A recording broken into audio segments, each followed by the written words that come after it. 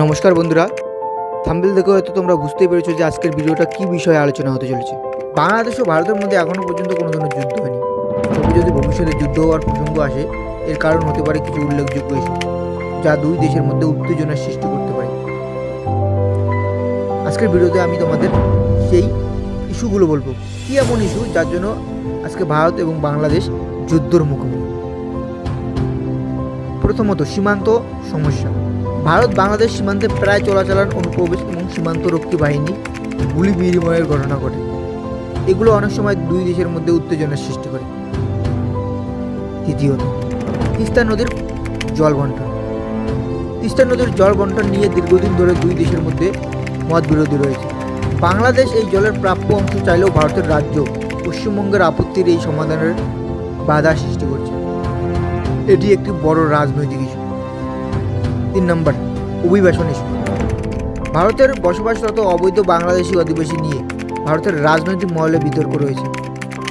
আসাম ও পশ্চিমবঙ্গের এনআরসি মানে national register of citizen কার্যকর হওয়ার পর নিয়ে বাংলাদেশকে দায়ী করা হয়েছে। 4 নম্বর, বাণিজ্যিক বৈষম্য। বাংলাদেশের সাথে ভারতের বাণিজ্যিক বড় ঘাটতি রয়েছে। এটি বাংলাদেশের অর্থনীতিতে নেতিবাচক প্রভাব ফেলতে পারে এবং দুই দেশের মধ্যে অর্থনৈতিক সম্পর্ককে উত্তেজনাপূর্ণ করে তুলতে পারে। রোহিঙ্গা সংকট। মিয়ানমারের রোহিঙ্গা শরণার্থীদের বাংলাদেশের আশ্রয় দেওয়ায় এবং সমাধানে ভারতের সহযোগিতার অভাব নিয়ে বাংলাদেশে অসন্তুষ্ট। এটি দুই দেশের মধ্যে কূটনৈতিক গুরুত্ব সৃষ্টি করতে পারে। 6 নম্বর, রাজনৈতিক প্রভাব। কিছু বাংলাদেশি মনে করেন যে ভারতের বাংলাদেশের অভ্যন্তরীণ রাজনীতিতে প্রভাব ফেলার চেষ্টা করে। এটি দুই দেশের মধ্যে সম্পর্কের জটিল করে তুলতে পারে। এগুলি কিছু মূলত কারণ যা 2024 সালে বাংলাদেশের রাজনৈতিক এবং সামাজিক অস্থিরতার সৃষ্টি করে। তো বন্ধুরা, এই ছিল সেই কারণ ভারত এবং বাংলাদেশের যুদ্ধ হওয়ার।